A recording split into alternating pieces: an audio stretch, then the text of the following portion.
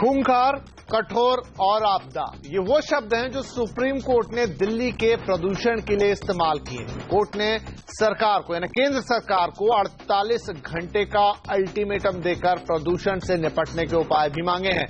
तो दूसरी तरफ एनजीटी ने दिल्ली सरकार के साथ साथ हरियाणा और पंजाब की सरकार को जमकर लताड़ लगाई है। ट्राइब्यूनल ने बार बार एक ही बात पर जोर दिया है कि अब तक इन सरकारों ने क्या किया और ऐसी नौबत ही क्यों आने दी गई। सीएनबीसी आवाज पर दिल्ली प्रदूषण के गंभीर मुद्दे पर लगातार कवरेज और बहस जारी है। इसी सिलसिले में आज हमारे साथ चर्चा के लिए जुड़ रहे हैं बीजेपी के नेता अश्विनी उपाध्याय, कांग्रेस के नेता हरिशंकर गुप्ता और दिल्ली में सरकार चलाने वाली आम आदमी पार्टी की नेता ऋचा पांडे।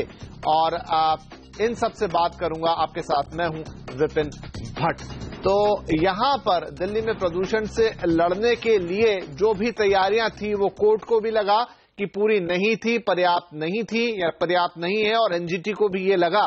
तो अगर हम पहले बात कर लें एनजीटी की, ऋचा जी, कल भी आपसे बातचीत हो रही थी और देखिए फिर एनजीटी ने आज वही बात कही है कि हम तभी क्यों जागते हैं जब सारी दिक्कत सिर पे चढ़ जाती है। उन्होंने बहुत सारे सवाल आपसे पूछे हैं, आपकी सरकार से पूछे हैं, इतना लेट क्यों किया गया, अब तक हेलीकॉप्टर का इस्तेमाल क्यों नहीं किया गया, प्री प्लानिंग की क्यों कमी दिख रही है, बदरपुर प्लांट को आपने बंद तो कर दिया लेकिन क्या कोई स्टडी आपने की, क्या जवाब है आपकी सरकार की तरफ से?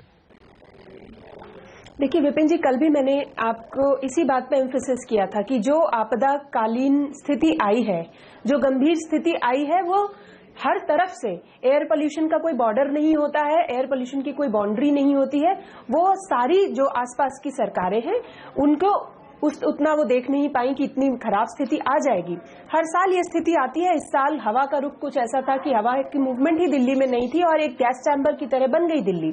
हमने बदरपुर प्लांट बंद, 2/3 प्लांट तो पहले ही बंद हो चुका था, 1/3 जो परमिसिबल लिमिट्स के अंदर चल रहा था उसको भी तुरंत बंद किया गया।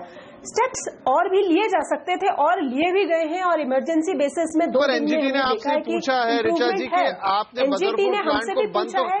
आपने बदरपुर प्लांट बंद किया, लेकिन क्या उसके पीछे किसी तरह की कोई स्टडी थी, कोई सोच विचार था कि आपने किसी रिपोर्ट को देख के ये किया या बस बंद कर दिया गया? देखिए, बदरपुर प्लांट जो है दिल्ली पोल्यूशन कंट्रोल जो बॉडी है उसके with in minimum permissible limits में चल रहा था। फ्लाई ऐश डेफिनेटली डिपार्टमेंट ने कुछ स्टडी तो अवश्य की होती है, उसका वो रिस्पांस वो देंगे भी। तो मोटी मोटी बात यहां पर यह आ रही है कि जो इमरजेंसी मेजर्स हैं उनके अंतर्गत बदरपुर प्लांट की बात हो या पानी का छिड़काव की बात हो या डीजी सेट्स बंद करने की बात हो, तो इमीडिएटली जो मेजर्स लिए जाने चाहिए थे वो सरकार ने लिए हैं। परंतु फिर से मैं कल की तरह आज ये कहना चाहूंगी कि एनसीआर पॉलिसी पे तुरंत काम होना चाहिए। और बहुत अच्छी बात है आज सुप्रीम कोर्ट ने 48 आवर्स के टाइम में कॉमन मिनिमम प्रोग्राम मांगा है। हम मिलकर साथ करने को चलने को तैयार हैं और हम चाहते हैं कि और स्टेट्स भी मिलकर हमारे साथ एक कॉमन मिनिमम प्लान बनाए। और अब स्टेट की जिम्मेदारी, दोनों ने ये भी बात कही है कि एक दूसरे पे आरोप प्रत्यारोप ना किया जाए। अश्विनी उपाध्याय साहब, केंद्र सरकार के लिए 48 घंटे का अल्टीमेटम दिया है सुप्रीम कोर्ट ने, बड़े ही कठोर शब्दों के साथ, जिसमें खूंखार जैसा शब्द भी है, आपदा जैसे शब्द भी हैं। केंद्र सरकार भी उतनी ही जिम्मेदार मानी गई है। नहीं, मैं सुप्रीम कोर्ट में वकालत करता हूं और मैं सुप्रीम कोर्ट में पूरे सुनवाई के दौरान था। मैं सुप्रीम कोर्ट से भी 4 बजे आया हूं। ये स्पेशली उन्होंने केंद्र सरकार के लिए नहीं बोला, उन्होंने बताया कि दिल्ली में जो पोल्यूशन है वो है कैसा। उन्होंने कहा दिल्ली का पोल्यूशन एकदम खूंखार हो चुका है, आउट ऑफ कंट्रोल हो चुका है और अब अपने आप में मतलब इसमें जीना मुश्किल हो गया है। ये शब्द उन्होंने यूज किया था सुप्रीम कोर्ट में। मैं आपको बता दूं कि ऋचा जी निश्चित रूप से अपनी पार्टी की बात रख रही हैं। ये समस्या आप जरा देखिए, एक दिन में तो नहीं आई, लगातार आती है, कई साल से आ रही है। अब जो प्रयास किए जा रहे हैं राज्य सरकार की तरफ से, मुझे लगता है अगर 2-3 महीने पहले शुरू कर दिया गया होता। ये सबको पता है कि दीपावली पे हर साल ये होता ही होता है। अश्विनी भाई, कल भी मैंने आपको बताया था कि प्रयास 4 महीनों से हमारी तरफ से चल रहे हैं। हमने आपको लेटर्स भेजे सेंट्रल गवर्नमेंट को कि आप हमारी मीटिंग्स कराइए, हम लोग मिलकर करना चाहते हैं। Punjab, Haryana BJP run states हैं, कोई रिस्पांस नहीं आया उनकी तरफ से। आप कम से कम राजनीति मत कीजिए। मैंने आपसे कल भी दूसरे चैनल पे रिक्वेस्ट किया था, आप बहुत अच्छे वकील हैं, मानती हूँ मैं, परंतु यहाँ वकालत मत चलाइए। और अश्विनी साहब एक बात ये है कि लेफ्टिनेंट गवर्नर छोटी छोटी बातों पर तो दिल्ली सरकार के तमाम अधिकारियों को, तमाम मिनिस्टर्स को तलब कर लेते हैं, मुख्यमंत्री को भी बुला लेते हैं, लेकिन यहाँ पर क्या वक्त रहते, जो मैं कल भी कह रहा था आज भी बात कहूंगा, कोर्ट्स का सबसे बड़ा कंसर्न ये है कि इस तरह की चीजों से निपटने के लिए अभी क्यों जग रहे हैं। ये तो मालूम था, पिछले साल भी हुआ था, 17 साल से समस्या है, लेकिन जब सब कुछ खराब हो गया, जब हवा प्रदूषित हो गई, तब सारी सरकारें जाग रही हैं। तो ऐसा क्यों? मैं आपको एक चीज बता दूं, आम आदमी पार्टी की सरकार अगर इसको सीरियसली लेती, उनको पता था। अभी वो क्या कर रहे हैं, ये तो हरियाणा से आ गया, ये तो पंजाब से आ गया, ये तो यूपी से आ गया, ये तो केंद्र सरकार ने कर दिया। अरे भैया, आम आदमी पिछले साल, पिछले दिवाली पे जो प्रॉब्लम आई, एक minute Richa please, Richa ji please, Richa ji please, Ashwini ji, आप अगर गलत बयानी करेंगे तो आप देखिए, आपका नैतिक जिम्मेदारी बनती है जनता के प्रति। नहीं, गलत आप बीच में टोक रही हैं, इसका मतलब आप सुनना नहीं चाहती, दिल्ली आप सुनना नहीं चाहती। जैसे नहीं, उत्तर प्रदेश के प्लीज सुनिए जरा, प्लीज सुनिए। चंडीगढ़ आज सांस नहीं ले पा रहा है क्योंकि पंजाब का प्रदूषण है। तो अगर ऋचा जी, जगहों का यहाँ ऋचा जी, दिल्ली की जनता देख रही है, सुप्रीम कोर्ट दिल्ली की जनता देख रही है कि आप लोग केवल बातों के खिलाड़ी हो, आप केवल लिप सर्विस दे रहे हो और आपको लगता है आप बातों से घुमाते रहोगे। ये बातें आप यहाँ रिप्रेजेंट कर रहे हैं भारतीय जनता पार्टी को, जिम्मेदारी ले, जैसे मैं जिम्मेदारी ले रही हूँ कि हाँ हम काम कर रहे हैं, आप जिम्मेदारी लीजिए कि हम साथ देंगे दिल्ली का और उत्तर प्रदेश का। चलिए एक मिनट आप कहिए, आज आप इस चैनल पे कहिए कि हाँ 48 आवर्स में कॉमन मिनिमम। जी उपाध्याय जी, यही बात मैं यही कहूंगा कि 48 घंटे में अब आगे की क्या तैयारी है। कल डॉक्टर त्रेहान भी थे कार्यक्रम में, वो भी कह रहे थे कि जो हो गया अलग बात है, राजनीति को हम छोड़ें, क्या होना है लॉन्ग टर्म में क्या है, शॉर्ट टर्म में क्या है, लेकिन इमीडिएटली क्या हो सकता है, और वही सुप्रीम कोर्ट ने कहा है 48 घंटे में कार्यक्रम लाकर दीजिए।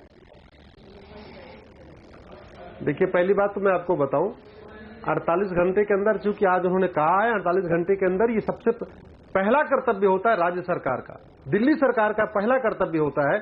सबसे ज्यादा सड़कें यहाँ पे पीडब्ल्यूडी कंट्रोल करती है, कम से कम पीडब्ल्यूडी कंट्रोल जो सड़कें, दिल्ली की सड़कें हैं। एक बार प्लीज, ऋचा जी प्लीज, आप तो सुप्रीम कोर्ट के वकील हैं। ऋचा जी बहुत गलत बात है, ऋचा जी बहुत गलत बात है। ऋचा जी एक मिनट, हम उनकी बात सुन लें, एक मिनट ऋचा जी, हम बात सुन लेते हैं, फिर आप अपनी बात रखिएगा। विपिन जी, ये तो गलत बयान कर रहे हैं। जी नहीं, वो उस पर रहा है, साफ तौर पर केंद्र सरकार का नाम लिया है और एक कॉमन मिनिमम प्रोग्राम माना है। आप सुनिए पहले, तो सेंट्रल गवर्नमेंट बोला है या नहीं बोला है? अरे मैं बात पूरी करना हो ऋचा जी, मैं बात पूरी कर रहा हूँ, जो कहा। चलिए इस बीच हरिशंकर गुप्ता जी कुछ कहना चाहते हैं, मैं आप दोनों के पास दोबारा आता हूँ। गुप्ता जी भी इस डिबेट में शामिल है। गुप्ता जी, ये दिक्कत ये आम आदमी पार्टी के नेताओं को सिखा के बोला जाता है कि जाओ यहाँ भी बोलो और चैनल पे लगातार झूठ। कांग्रेस के प्रतिनिधि भी कुछ कहना चाहते हैं, उनकी भी बात हम सुनेंगे। हरिशंकर गुप्ता जी, आप अपनी बात रखिए। क्या सुप्रीम कोर्ट ने सेंट्रल गवर्नमेंट को नहीं बता रहा है? मैं इसमें क्या गलत बयानी कर रही हूँ? कृपया अपने शब्दों ये लोग बहुत बड़े वकील है, बहुत बड़े वकील है। पहले अभी कुछ दिन पहले, अभी ऋचा जी कुछ दिन पहले सत्येंद्र जैन, अब अश्विनी जी हमें भी बोलने दीजिए, हलफनामा दाखिल कर दिया था। अश्विनी जी मैं बोल रहा हूँ, अश्विनी जी, ऋचा जी एक मिनट, गुप्ता जी को बोल लेने दीजिए, गुप्ता जी की बात सुन ले, गुप्ता जी का भी पक्ष सुन लेते हैं, फिर वापस लौटते हैं। सारा समय उसी में व्यर्थ हो जाएगा। गुप्ता जी देखिए, बात सुनिए, अब आप बोल लिए, पिछले कई चैनल से कई दिन पर ये दोनों लोग इसी ढंग से लड़ते चले आ रहे हैं और विषय से भटक जाते हैं, कोई हल निकलता नहीं है।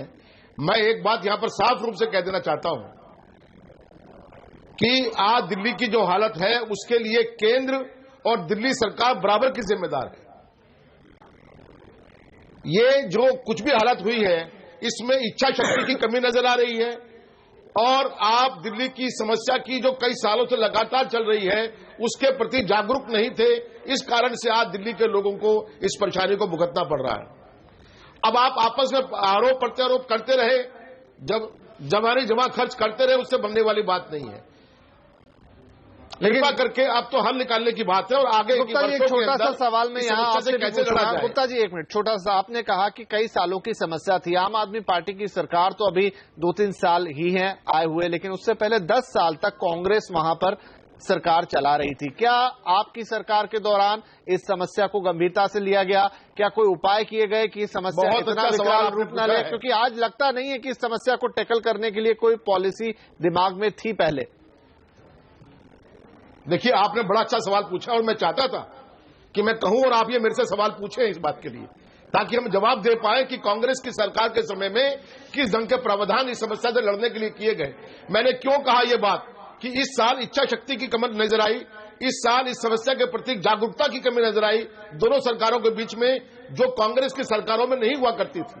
कांग्रेस की सरकार में 3-4 साल लगातार शीला दीक्षित जी ने दिल्ली में क्रैकर्स को बंद कराने की मुहिम चलाई, बच्चों के माध्यम से वो बंद हुए और आज भी लोग उस बात की तारीफ करते हैं, लोग याद रखते हैं उस चीज को।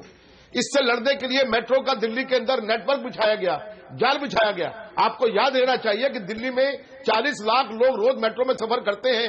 अगर वही लोग सड़क पर आ जाते और पब्लिक ट्रांसपोर्ट में या निजी वाहनों में सफर करते तो क्या हालत दिल्ली की होती। आपको यह भी याद रहना चाहिए कि दिल्ली के अंदर सीएनजी के स्कूटर चलाए गए, सीएनजी की बसें चलाई गई। तो ये ठोस कदम है। मैं विपिन जी आपकी बात का जवाब दे रहा हूं। मैं समझता हूं कि जो मैंने कहा है उससे आप संतुष्ट होंगे, लेकिन पिछले 2 वर्षों के अंदर ये सारा विकास और सारा प्रयास जो कांग्रेस की सरकारों ने किया था वो सारा पटरी से उतर गया है।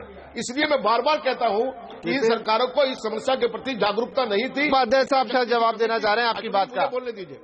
विपिन जो दिल्ली प्रदूषण कंट्रोल बोर्ड है वो दिल्ली सरकार के अंडर में रहता है और अभी तक दिल्ली सरकार एक व्हाइट पेपर नहीं रख पाई है कि ये जो पोल्यूशन है इसमें कितना % किसका रोल है।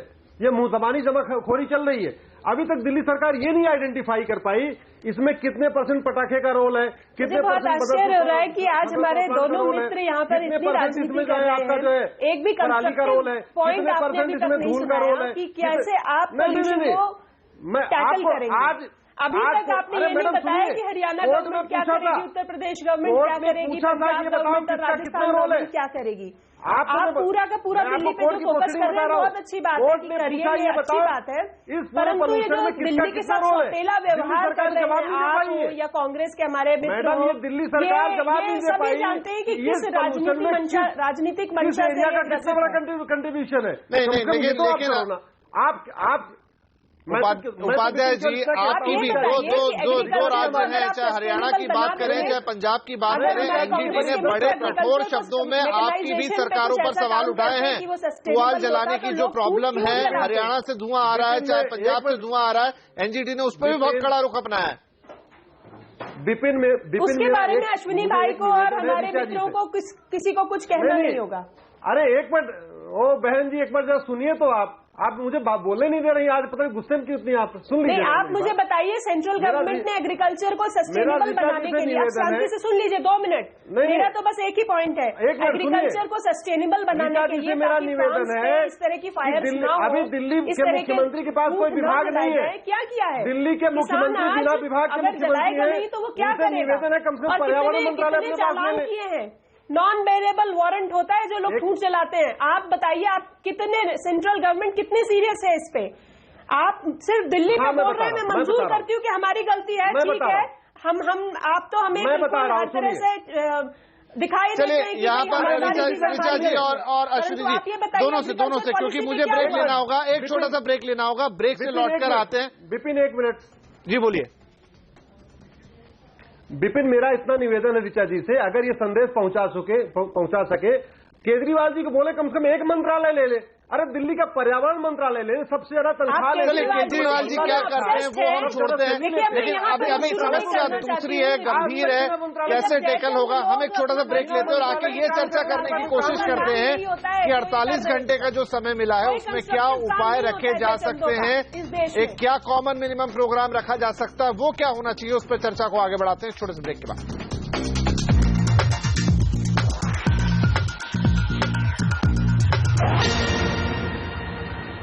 दिल्ली में दम घुटता है और आज एनजीटी और सुप्रीम कोर्ट ने एक बार फिर कड़ी फटकार लगाई है, चाहे राज्य सरकार की बात हो, केंद्र सरकार की बात हो या पड़ोसी राज्यों की बात हो, और 48 घंटे का अल्टीमेटम देकर प्रदूषण से निपटने के उपाय मांगे हैं। हमारे सभी मेहमान हमारे साथ बने हुए। उपाध्याय साहब, अब 48 घंटे का समय बहुत कम समय है, 2 दिन के अंदर आपको उपाय पेश करने हैं। क्या इस पर कोई बातचीत, कोई थिंक टैंक, कोई सोच समझ, कोई विचार शुरू हुआ है कि क्या प्लान आप लोग प्रस्तुत करने जा रहे हैं? नहीं, ये तो सरकार को करना है। मैं बीजेपी का प्रवक्ता हूं विपिन, इसलिए मैं सरकार का प्रवक्ता नहीं हूं। लेकिन मैं आपको बताऊं, कोई बहुत बड़ा रॉकेट साइंस नहीं है कोई। हाँ, सुनिए, कोई बहुत बड़ा रॉकेट साइंस नहीं है। सेंट्रल गवर्नमेंट सुन लेते हैं वो क्या कह रहे हैं। ऋचा जी प्लीज। हाँ जी, ऋचा जी प्लीज। यहाँ पर आप सिर्फ जयचंद का काम करने आते हैं? ऋचा जी, हम उनकी बात सुन ले। ऋचा जी, एक बार उनकी बात सुन लेते हैं, आप बताइए। देखिए, ऐसा है, अगर इस ढंग से बहस होनी है, नहीं, गलत बात है। अगर ऐसे बहस होनी है, ऋचा जी एक बार उनको अपनी बात पूरी करने दीजिए। आप उसको डिसिप्लिन करवाइए, एक एक व्यक्ति एक एक बार में बोले। बिल्कुल, नहीं तो किसी निष्कर्ष पे नहीं पहुंचेंगे, ना कोई सुन पाएगा किसने क्या कहा। नहीं, ये क्या तमाशा हो रहा है? ये क्या तमाशा है? जी, उपाध्याय साहब। हाँ, विपिन, मैं ही कह रहा था, पिछले साल बाकायदा एक ब्रेनस्टॉर्मिंग सेशन हुआ था। पिछले साल भी मामला कोर्ट में गया था। उस समय दिल्ली सरकार ने एक पर्टिकुलर कुछ अपने एफिडेविट दिए थे कि हम ये करेंगे। 3-4 बड़ी बेसिक बातें। देखिए, ये हर साल दिवाली पे आता है, तो एक चीज तो बड़ा कॉमन, मतलब एक सामान्य व्यक्ति भी समझ सकता है कि इसमें पटाखे का बहुत बड़ा रोल होता है। इसके अलावा चूंकि दिवाली के टाइम में बिजनेस ट्रांजैक्शन बहुत ज्यादा होता है, डीजल की गाड़ियां बहुत ज्यादा सफर करती हैं, दिल्ली में सामान बहुत ज्यादा आता है, बहुत ज्यादा जाता है, तो इसमें डीजल की गाड़ियों का भी रोल है, इसमें पटाखे का भी रोल है। हवा नहीं चली, वो हमारे बस में नहीं है, लेकिन हमारे बस में जो था वो हमें करना चाहिए था। मुझे केवल, मैं तो कह रहा हूं, पिछले अभी आरटीआई से खुलासा हुआ, पिछले 2 महीने के अंदर केजरीवाल जी केवल आधे घंटे के लिए 2 बार ऑफिस आए हैं। बाकी वो नहीं सर, हम देखिए उपाध्याय जी, हम केजरीवाल जी पर नहीं जाते, लेकिन आपने कहा कि आपके हाथ में क्या था। सरकार के एक मिनट, जी, उपाध्याय जी, एनजीटी ने 2 सवाल उठाए गंभीर। हरियाणा सरकार से पूछा है कि क्या आपने पुआल जलाने के लिए, हटाने के लिए, माफ कीजिए, जलाने के लिए नहीं, हटाने के लिए किसानों को पैसों का प्रबंध किया? क्या पंजाब सरकार से पूछा गया है कि क्या आपने मशीनें दी हैं जो फसल कटती है और पुआल इकट्ठा होता है उसके लिए? ये दोनों काम तो उन सरकारों ने नहीं किए जो किए जा सकते थे। नहीं, आज ये सारे सवाल पूछे गए, बिल्कुल ठीक कह रहे हैं, मैं कोर्ट में था। इसका जवाब हरियाणा की सरकार। विपिन जी, बराबर का समय दीजिए सबको। जी, मैं आ रहा हूं आपके पास। ये सवाल, जो कोर्ट ने आज अपनी इंक्वायरी किया है, उन सारी सवालों का जवाब परसों तक देना है, और मुझे लगता है अपने राज्य सरकारें अपना देंगी। मेरा तो ये कहना है, चूंकि मैं दिल्ली का नागरिक हूं, मैं सफर कर रहा हूं, हमारे बच्चे सफर कर रहे हैं, हमारे माता पिता।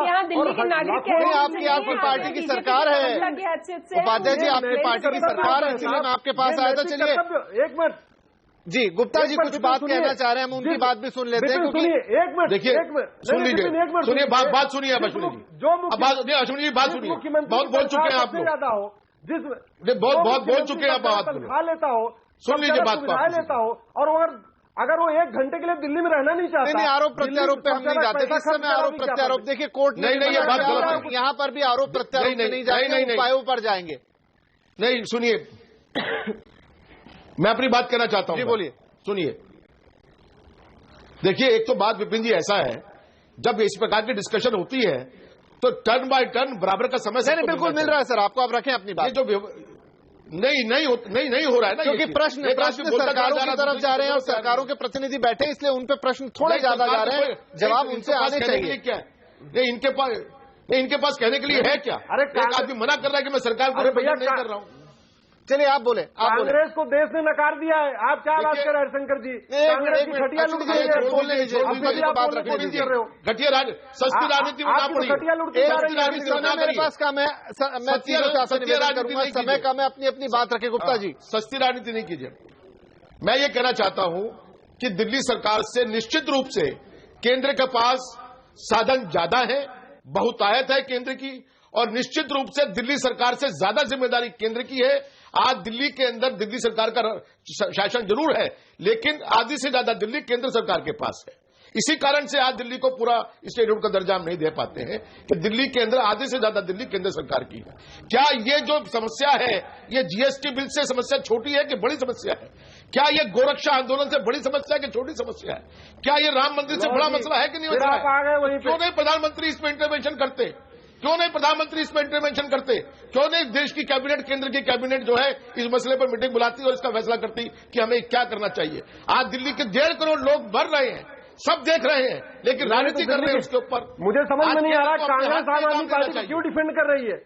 मुझे समझ में नहीं आ रहा। आदमी पार्टी को डिफेंड करने की बात नहीं है यहाँ पर, लेकिन एक जो समन्वय जो एक प्रयास होने चाहिए। चलिए मुझे यहाँ पर एक ब्रेक लेना ही होगा, मेरा समय नहीं है। मैं एक छोटे से ब्रेक के बाद आता हूँ और एक कोई कंक्रीट सॉल्यूशन पे हम पहुंचने की कोशिश करेंगे। छोटा सा ब्रेक। कह रहे हैं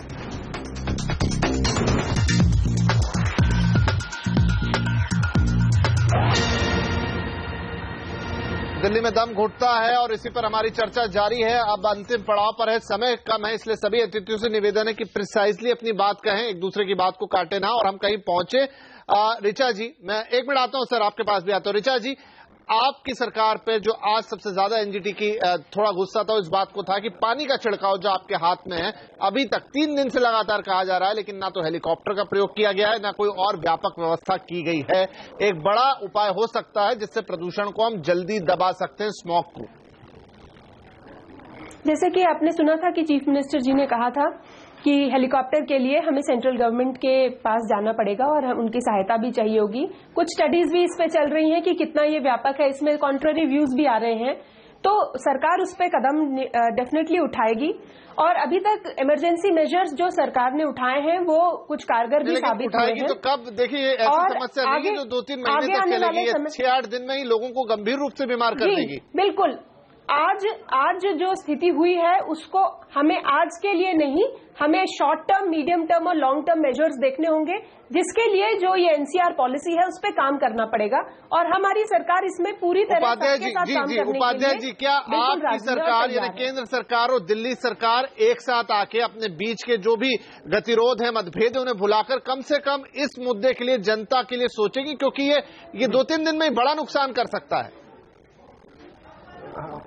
विपिन, हमारी सरकार हर कोशिश कर रही है कि दिल्ली का पॉल्यूशन कम हो, लेकिन ये नहीं पता कि दिल्ली सरकार के मंत्री कब तक दिल्ली में रहेंगे, खासतौर पे सीएम, डिप्टी सीएम कब भाग जाएंगे यहाँ। विपिन, अगर मैं इसमें कुछ कहूंगी तो फिर आप कहेंगे आप लोग एक साथ आगे बढ़ेंगे, सारे मतभेद बुला के आगे बढ़ेंगे। 2 महीने में यहाँ रहते नहीं है आजकल, उनको गोवा वो छोड़ दीजिए उपाध्याय जी, वो छोड़ दीजिए। मैं तो अभी कह रहा हूँ, जनता यही सुनना चाहती है, क्या आप लोग साथ आएंगे? बहुत ही गंभीर विषय को आप बहुत ही हल्की राजनीति कर रहे हैं इस वक्त। हर हफ्ते नहीं, वो छोड़ दीजिए। हर हफ्ते गोवा के बीच, उपाध्याय जी वो छोड़ दीजिए। मैं कह रहा हूँ कि क्या अभी दोनों सरकारें साथ में मिलके लोगों के लिए कुछ करेंगी?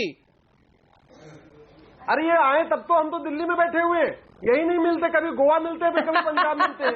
ये गोवा पंजाब से नहीं, पूरा मंत्रिमंडल गोवा नहीं चला गया होगा। चलिए आखिरी मिनट रह गया, गुप्ता जी आप कुछ कहना चाह रहे हैं कि क्या ये चीज ऐसी ही होगी, लोगों को सफर करना पड़ेगा या कुछ हो पाएगा? अब मुझे बोलने दीजिए, अश्विनी जी, ऋचा जी, मुझे बोलने दीजिए जी।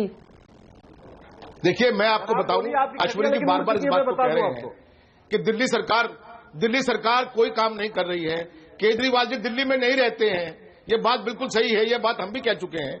लेकिन अगर ऐसा है तो क्या केंद्र सरकार की जिम्मेदारी दिल्ली के प्रति कोई नहीं है? आप क्यों नहीं उसके ऊपर बात करते हैं?